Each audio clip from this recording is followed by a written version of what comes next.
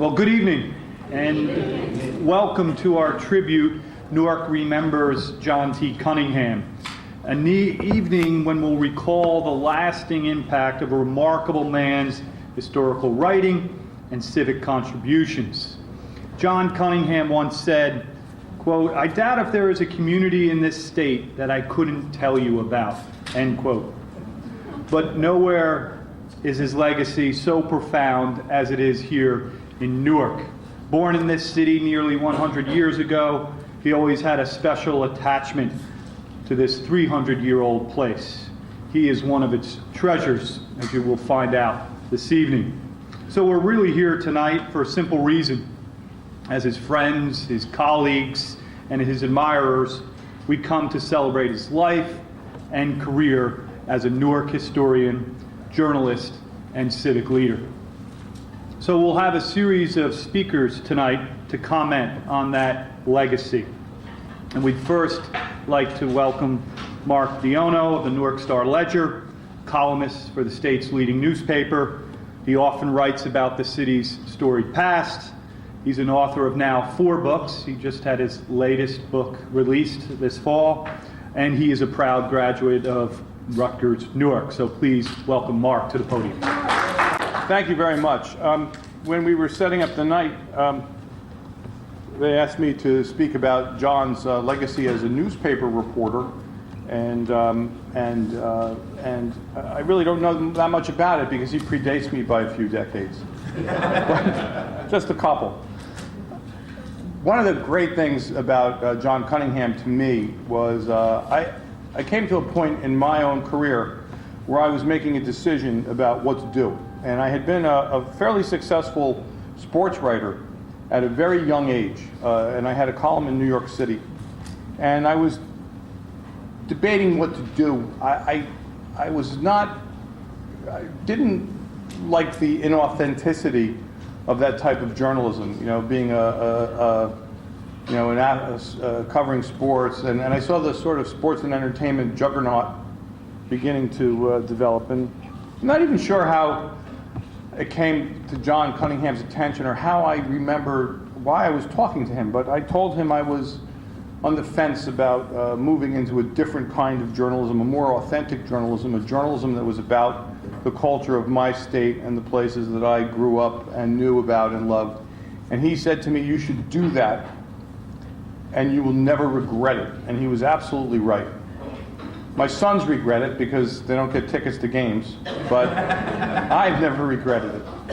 And so I stand before you now as a 33-year career journalist who is steeped in the culture and the geography of the state. And boy, we could have used John Cunningham the last 10 days.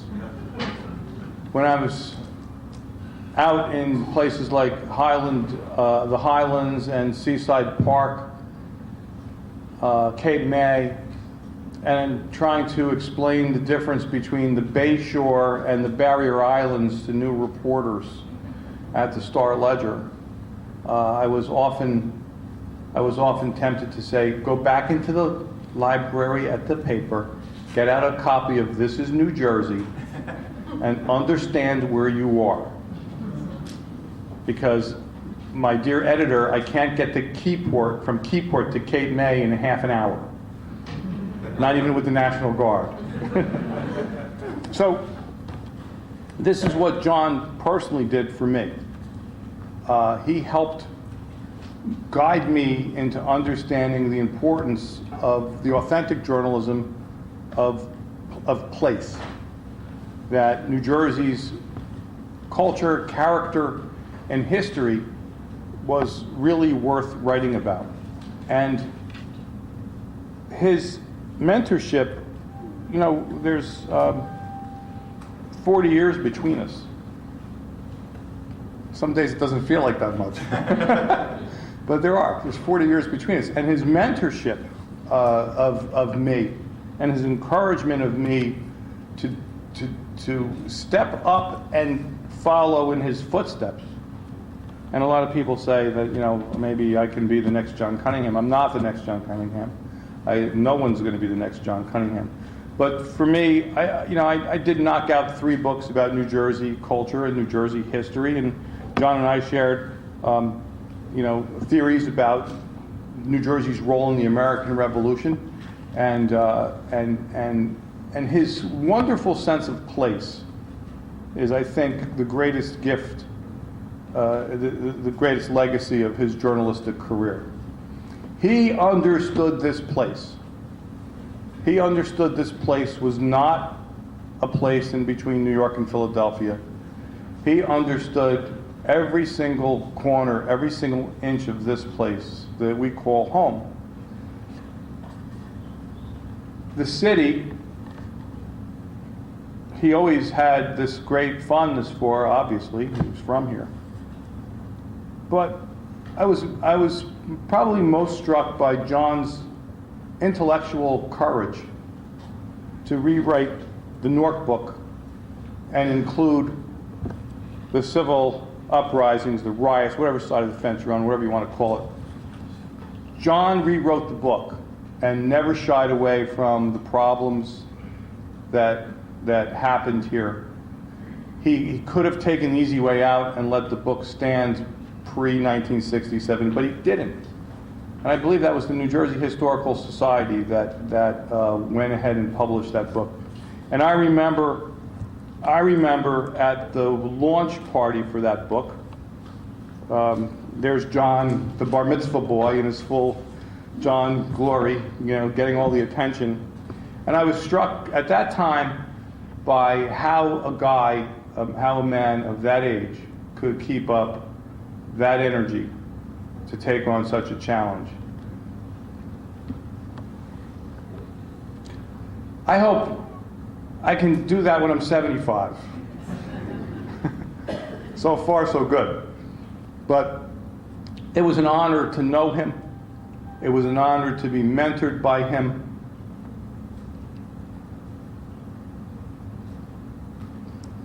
A greater honor for some people to think that I'm actually a guy who's following in his footsteps, because I'm not.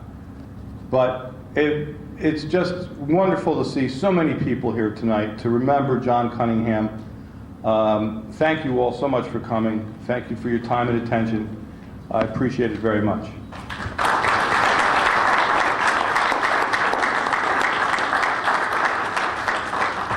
Thank you, Mark.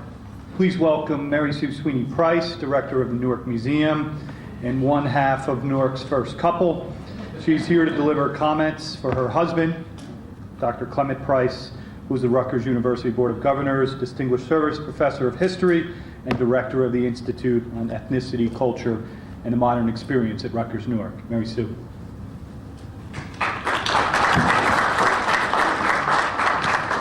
Thank you. It's quite an honor for me to read words so thoughtfully put together over the past weekend by Clement. He is chairing the National Advisory Council for Historic Preservation, which meets by statute certain times during the year, and that meeting began yesterday in Washington. So he sends his deep regrets. He really was conflicted about not being able to be with all of these good people remembering his friend. So I'm really going to just read verbatim. When I became a resident of New Jersey back in the day, that day being the late 1960s, there were 3 civic and intellectual giants who influenced my generation of young, then would-be historians. They were Richard P. McCormick, Charles Cummings, and John Cunningham. At that time, and for the rest of their lives, they were all generous citizens, especially towards citizens interested in America's past and in New Jersey's relationship to the larger history of the American Republic. I could not have been better mentored or inspired when I was new to New Jersey and to what was then the new American history. At that time, Dick McCormick, the patriarch of Rutgers, was arguably the most distinguished scholar and historian at Rutgers. His shadow was cast so widely over Rutgers, especially in the Department of History, that many, if not most, of my fellow graduate students wrote their dissertations about New Jersey. Largely because of Dick McCormick, we then young graduate students explored New Jersey's politics, its complexities, and its uncertainties over time. Charles Cummings, the other iconic figure, was at the time, and would become all the more so, the encyclopedic historian of Newark, given the official title of Newark City Historian many years ago by then Mayor Sharp James. And then there was John Cunningham, the journalist turned historian. What a historian he was, showing that the first draft of history was indeed the morning newspaper. More than anyone else, John Cunningham gave a narrative voice to the complicated history of New Jersey. He acknowledged the state's idiosyncrasies, its ambiguities, and over time its abundant challenges, indeed the very hurdles it seemingly refused to scale. John's greatest book among many is his narrative history, Newark. Its first edition came out the year before Newark's Summer of Discontent in 1967. It was subvented by the local Chamber of Commerce, so we should suspect that it would be, in large part, a booster book. Indeed, it was that. But it was much more. John Cunningham's Newark was a grand story of Newark's rise from its colonial Anglo-Puritan origin to its modern stature as one of the nation's most industrial cities. It was a book that gave the city of Newark a past that it deserved and craved. Cunningham's Newark was essential reading back in the day. It became all the more essential some years later when in 1988 the New Jersey Historical Society brought out a revised edition.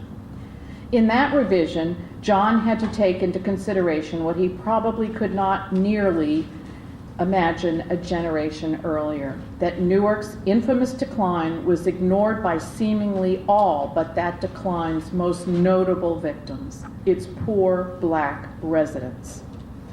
Cunningham's second edition of Newark took account of the city's post-World War civic and economic decline. It and the 2002 third edition remains one of the most important books about Newark, and for that matter, any American city. John Cunningham was among the very best of New Jersey's journalists, historians, and Jersey guys. He was bright, hardworking, and accomplished. He was also receptive to new ideas and ideals that far too many of his generation found too much to bear. Not many years ago, John told me that if he had been a black man, he would have been a rioter during Newark's terrible days between July 12th and 15th in 1967. It was a revelation like none other, given to me across the racial divide by a friend, my Irish-American friend and mentor, John. As I now consider it, I don't know if I really want to imagine John Cunningham rioting or revolting or making a fool of himself in the stark streets of Newark during the summer days of 1967. But I do acknowledge and relish all that John said to me when we talked about his intellectual and moral growth over the years in which I knew him well and fell in love with him and his love of Newark and New Jersey. Clement Alexander Price.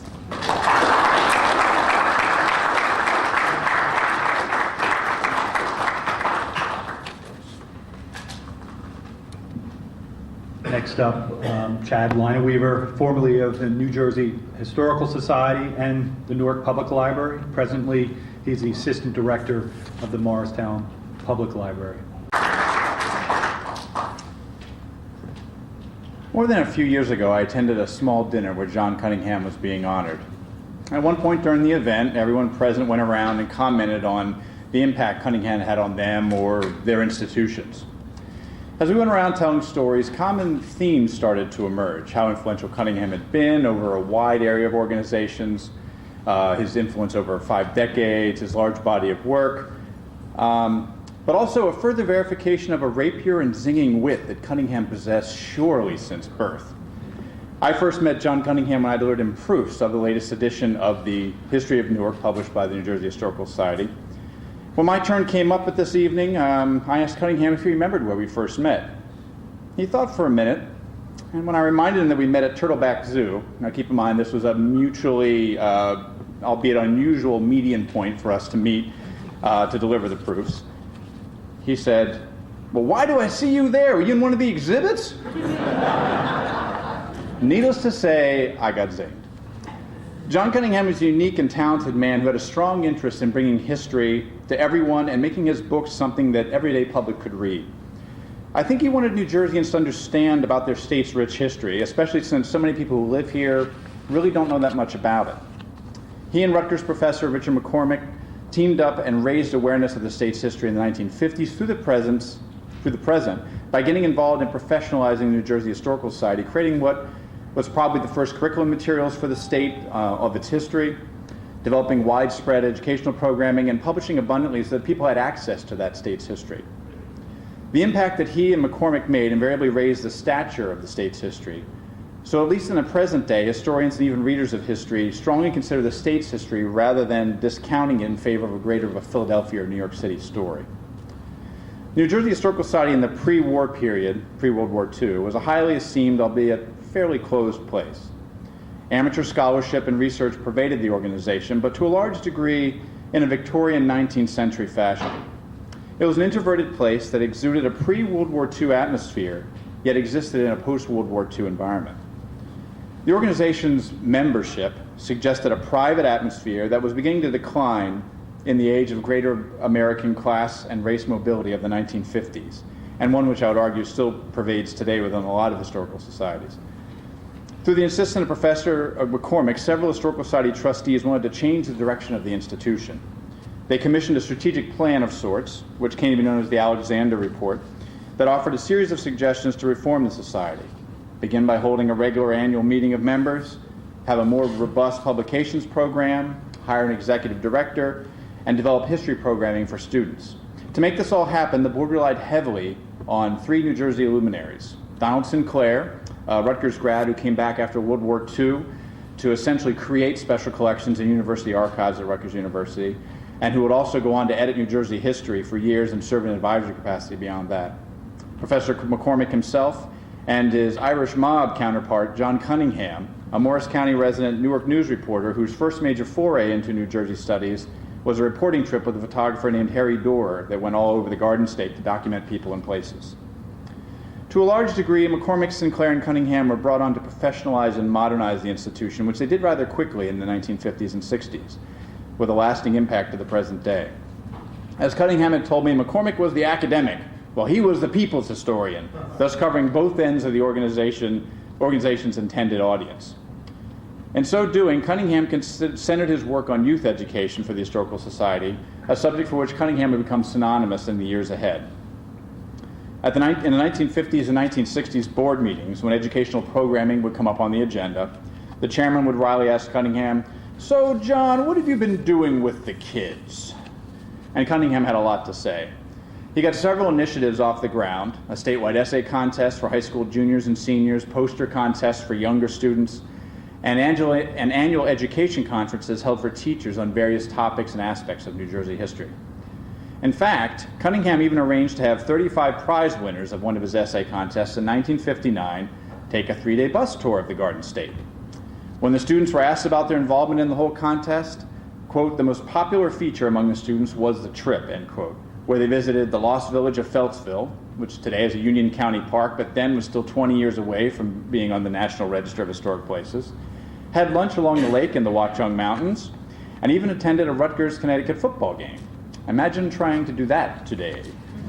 But perhaps most notable among the activities for students was the Jerseymen program, a far-reaching effort to involve high school students from many school districts all over the state.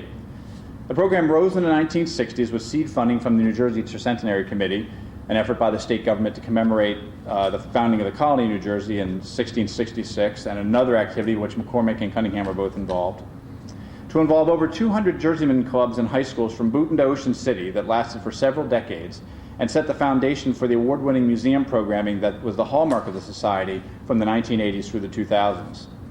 In fact, even when I was at the Historical Society, I regularly received calls from people donating collections, requesting information, etc., who were former Jerseymen participants. And isn't that really the point? The program and its goals and its subject matter may appear somewhat dated today, but given that Cunningham had the Newark institution plugged into high school history clubs, albeit some of them small, He was thus able to reach far and wide to many areas of the state.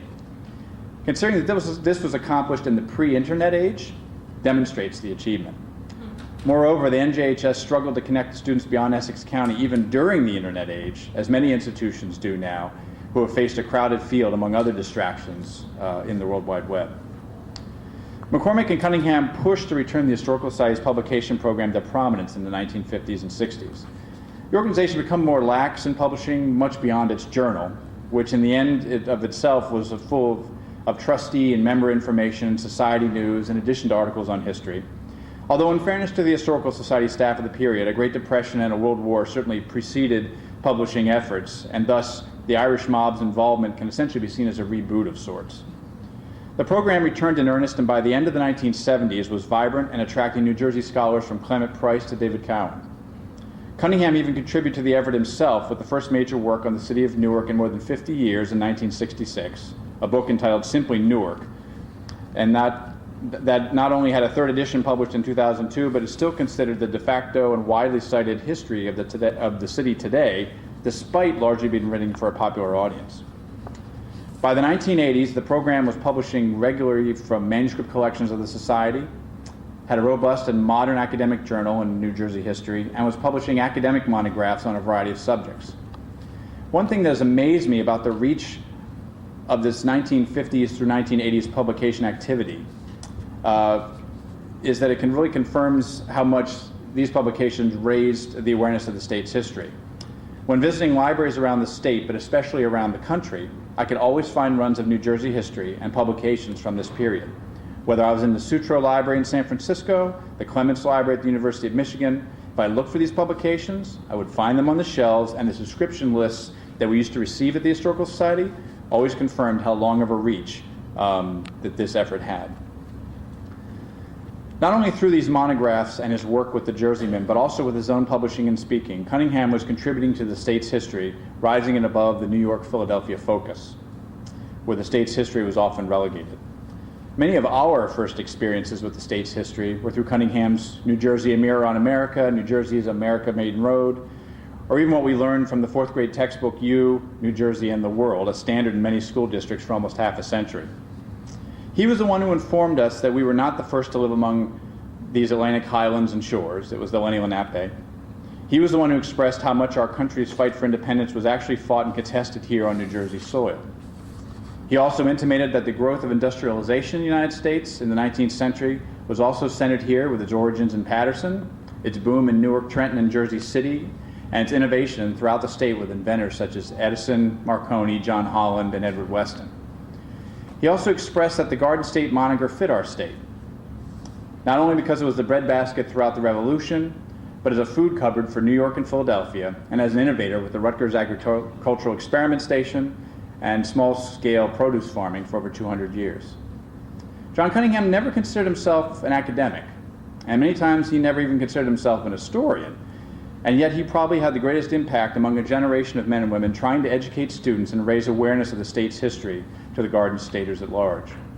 Certainly Cunningham may not have been the last word on New Jersey history, but for almost all of us, he was the first word.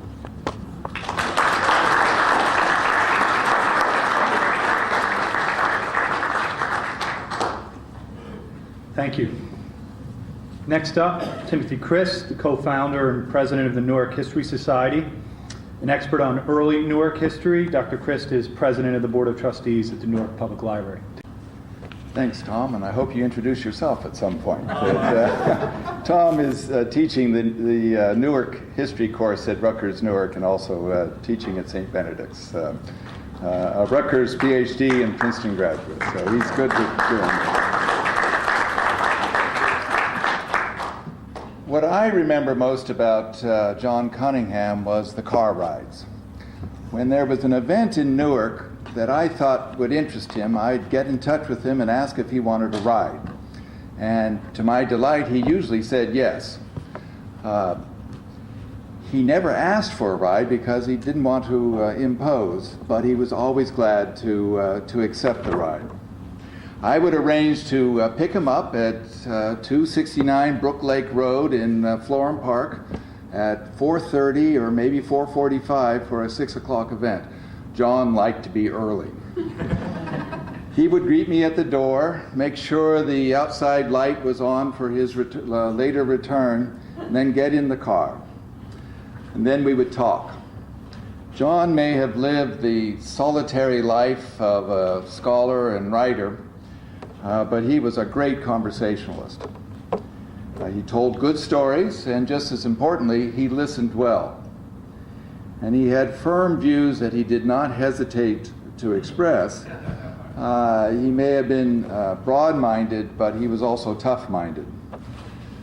And although he experienced vast changes in his nearly 97 years of his life, he was not in the least bit nostalgic or sentimental. And during our car rides, we talked about all sorts of things. About his playing baseball for Drew back during the Depression, and about his annual trips until just a few years ago to spring training every year in Florida. I told him about traveling around the country with my son, going to different baseball stadiums to see different Major League Baseball games. And John wanted to follow up. He asked me for my son's address so that he could send him a personal letter and inscribe a copy of his piece on early New Jersey baseball. We talked about his approach to writing and to history, about his upcoming projects. He was especially keen about a book about progressives in New Jersey, and I think one of the things that I regret most is that he never completed that study of the progressives because it's such an important topic. We talked about libraries, and Wilma, you'll be glad to know that he always said how grateful he was to the Newark Public Library and its resources here. We talked about what was happening in Newark, and I made a point of choosing a different route downtown each time so that he could see a new development that was happening in town. John seemed to enjoy the rides as much as I did. He once wrote to me that they were, quote, voyages well taken, and that's how I viewed them. I first got to know John well in the 1990s, when he was the driving force behind setting up the Friends of the Newark Public Library. He was the first president of the Friends, and I was his vice president. So I saw firsthand his remarkable skill at setting an agenda and running a meeting, a rare enough talent, but particularly rare among academic or historians.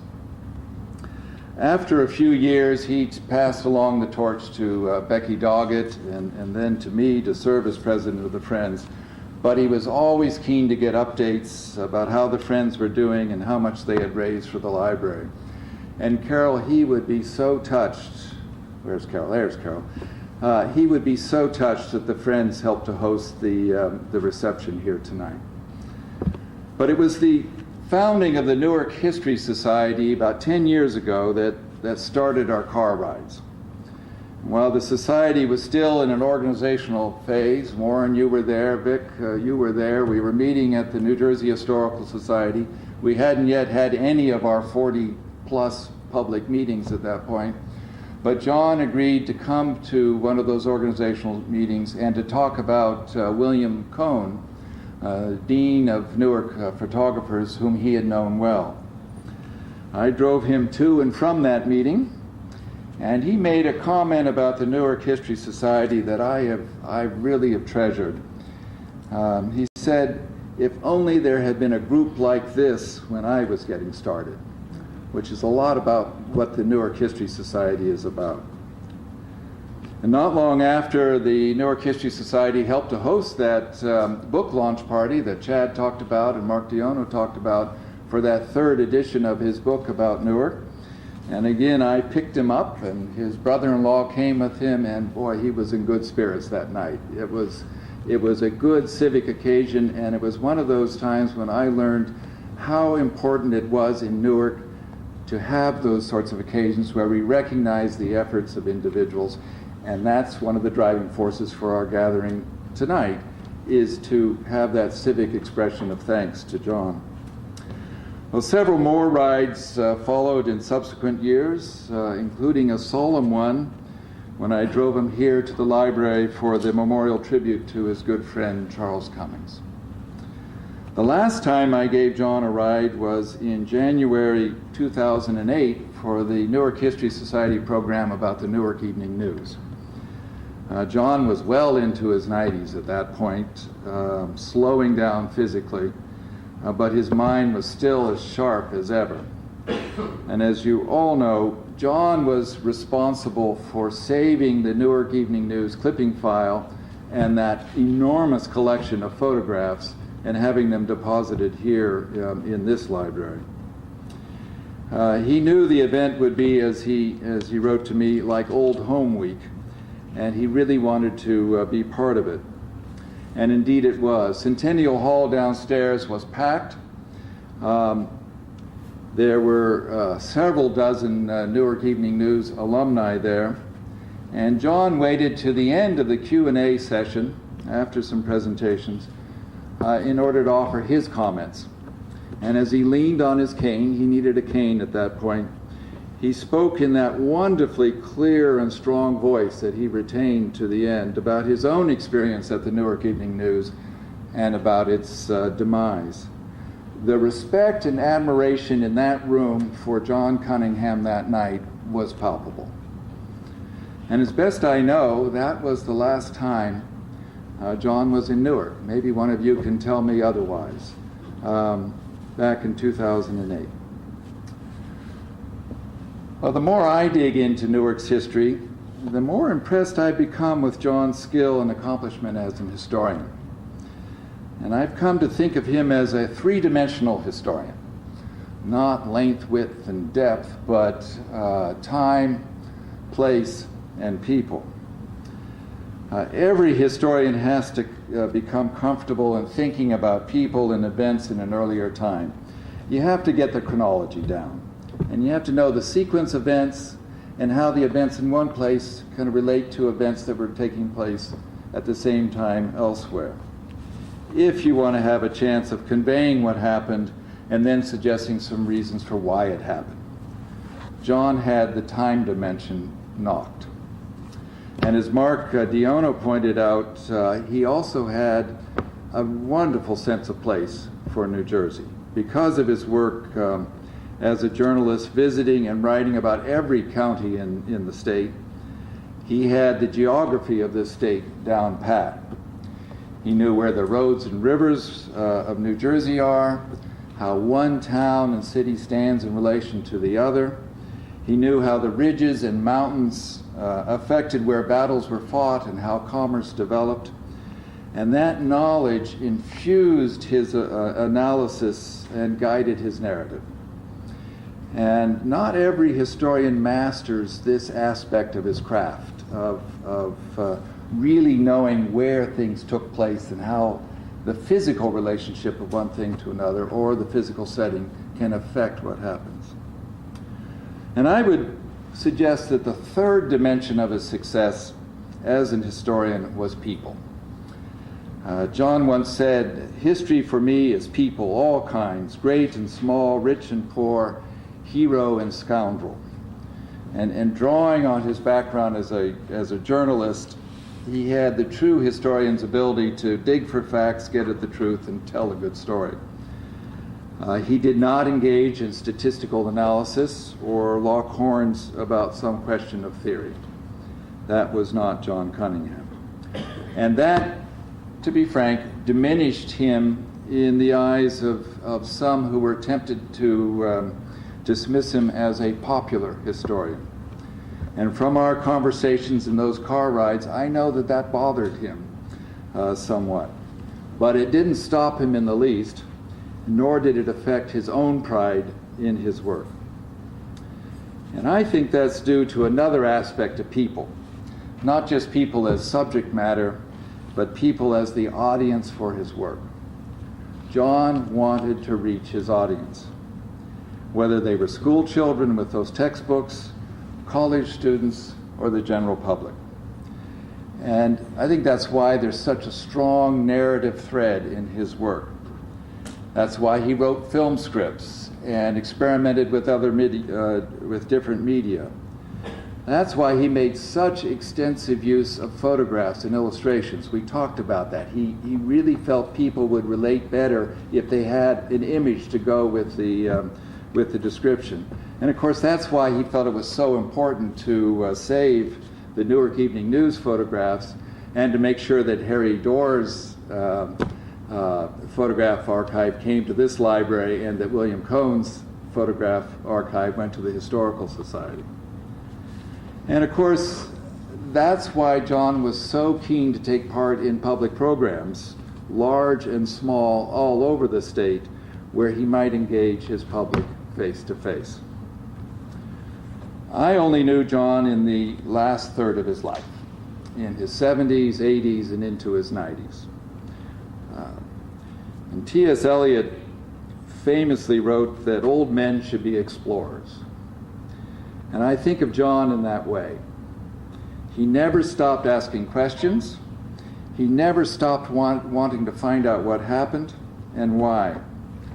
And as far as I could tell, John had such a steel-trap mind that he never forgot the details that he uncovered in his research once he really got to the answer why. So for those of us, and there's several of you in the room, who are engaged in our own way in exploring Newark's and indeed New Jersey's history, we could do much worse than to model ourselves on his example of sustained curiosity, narrative verve, and continuing commitment to the institutions that made his work possible. We too can be explorers.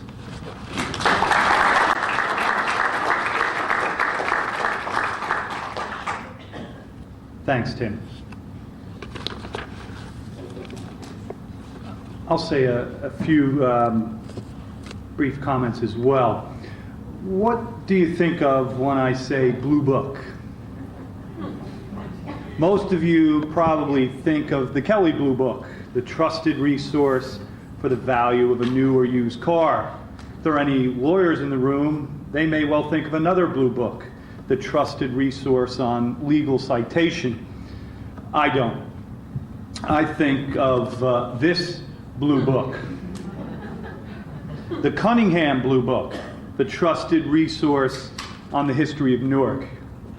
And I always keep it at my side to the right of my computer whenever I'm researching or writing about Newark. And I know I'm not alone.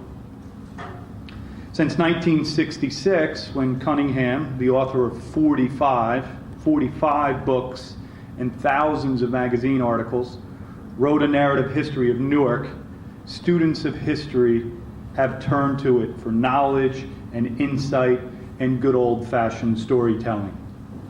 Hundreds of thousands of students throughout the Garden State have come to know Mr. Cunningham, some as young as the 4th grade, when the state curriculum has them exploring the state's history. And then that relationship can continue through their high school years and even into college. His numerous textbooks have sustained and nurtured the minds of many young people. It started for me in the 4th grade, and it went all the way through college when I wrote 2 research papers on Newark. Cunningham was always at my side. He followed me to my first job when I started teaching local history at St. Benedict's Prep here in Newark. The interdisciplinary course was called Newark Studies, and student journalists wrote articles for a magazine publication called Newark in Depth. The course followed in the tradition of another study, literally called the Newark Study. That study dates back to the early 1900s, when the Newark Sunday Calls, Frank Urquhart, wrote a series of pamphlets on Newark history for school children. Through the influence of the Newark Public Library, and especially with the endorsement of John Cotton Dana, Urquhart's short stories became part of the city's curriculum. With these studies, our city became the first on the East Coast to focus attention on local history and civics. Almost 100 years later, we told our students at Benedict's that as young journalists writing about this great yet often misunderstood city, they had no better guide than Cunningham. He was a trained journalist, like Eric Hart, of course, and wrote a long-running column on the state's history called Let's Explore.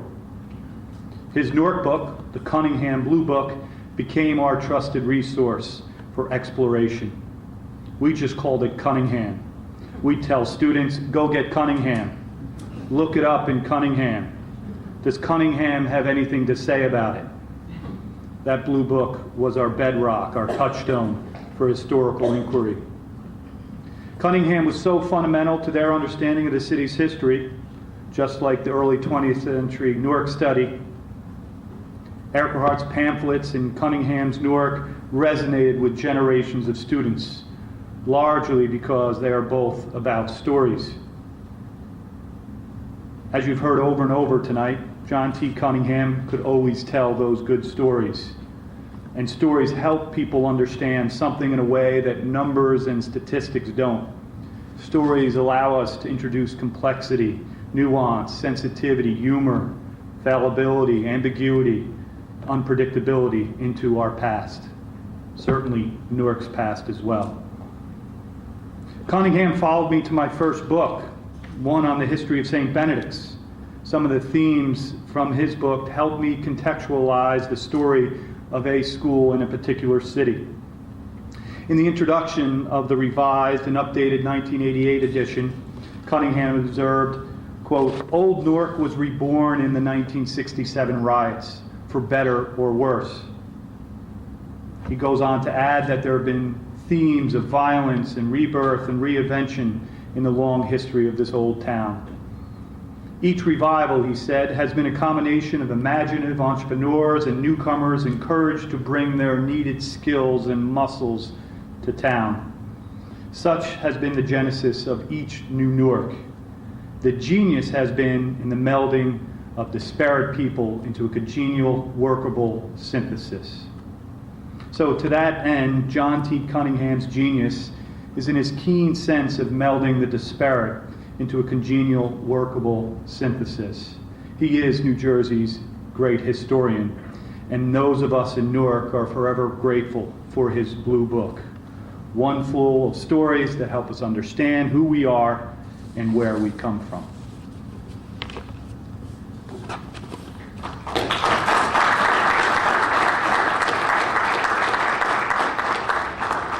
And of course, we'll let our last word go to our host, Wilma Gray, the director of this fine institution, one that John Cunningham loves so well. So representing the Newark Public Library, Dr. Wilma Gray. Well, there's something good and bad about being last. Good because you can enjoy all of the wonderful comments that go before you, and I certainly have. And bad because you don't get a chance to really kind of open up the subject. Mine is going to be a very kind of personal impression of John. You kind of know when you're in the presence of greatness. John kind of exuded that. And there's a certain irony in my experience with John. You know, he was connected with the Newark Public Library for years, and so was I, for that matter. I was in awe of him. I was very familiar with his books and his reputation and everything. But I never met him. In fact, I did not get a chance to meet him until he was well up in years, on the cusp of his 90th birthday. And for those of you who knew about the wonderful friendship between Charles and John, you would not be surprised to know that Charles was the reason that I had a chance to meet John. Charles somehow got it into his head that I should meet John and vice versa, so he set up a lunch, you know how Charles would often do. And I could tell that he was very excited about this meeting, but he didn't say anything to me to prepare me for it, so I was a little bit, nervous about it.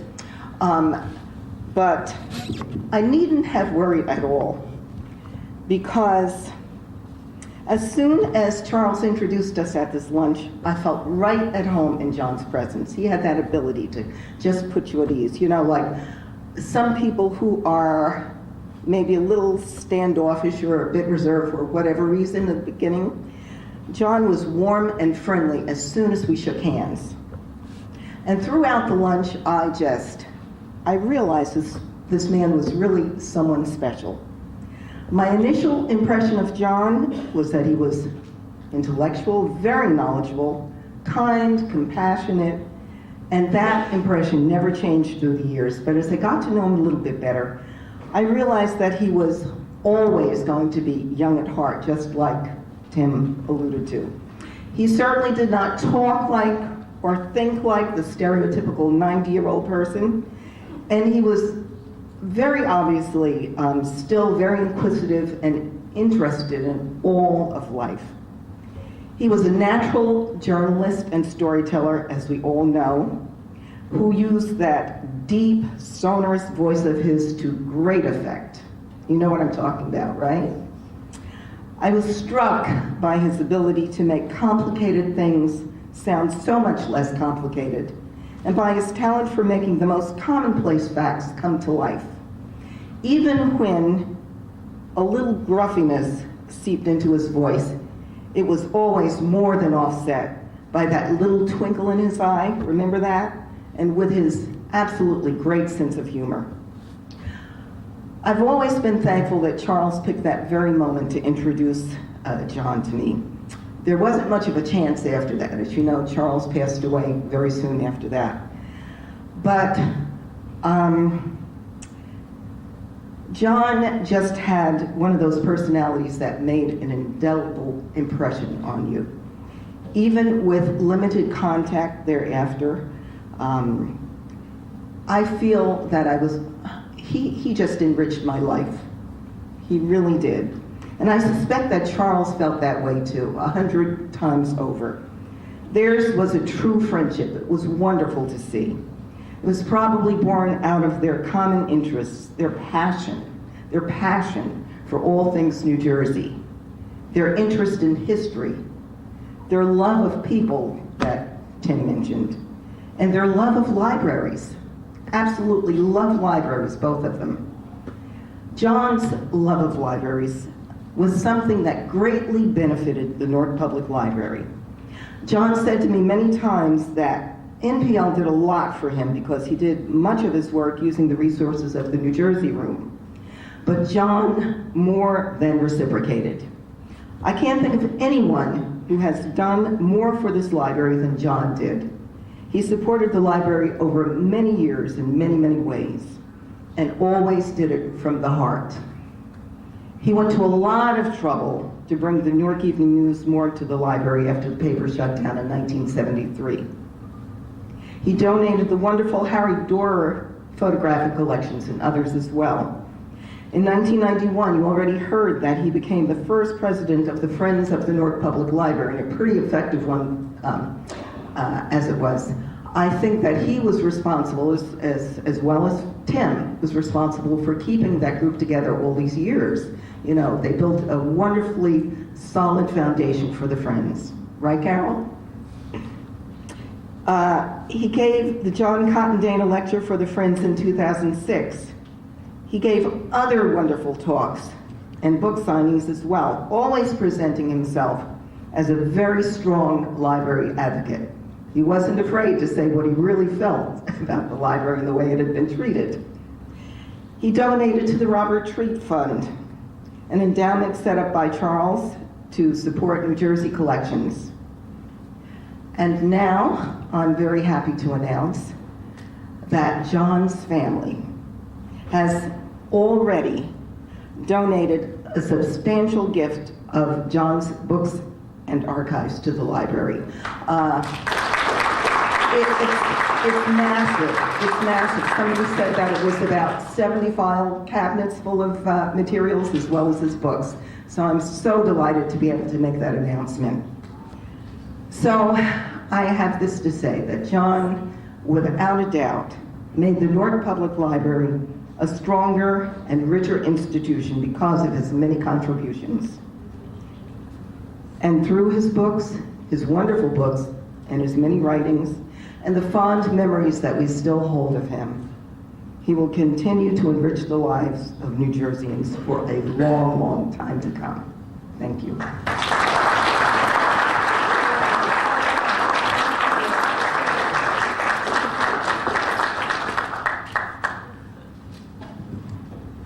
Thank you to Mark and Chad, Mary Sue and Clem and Tim and Wilma for all those tributes. We really appreciate it. A few thank yous before we conclude. There's been a varied and valuable group of people that helped to organize and prepare this event, so thank you to them. We'd also like to thank the Newark Public Library for hosting tonight's tribute, and specifically to the Friends of the Library for providing the light refreshments in the back. This concludes the evening's program. Please join us for some more food and refreshment and continued conversation about John T. Cunningham, a true treasure. Thank you for coming.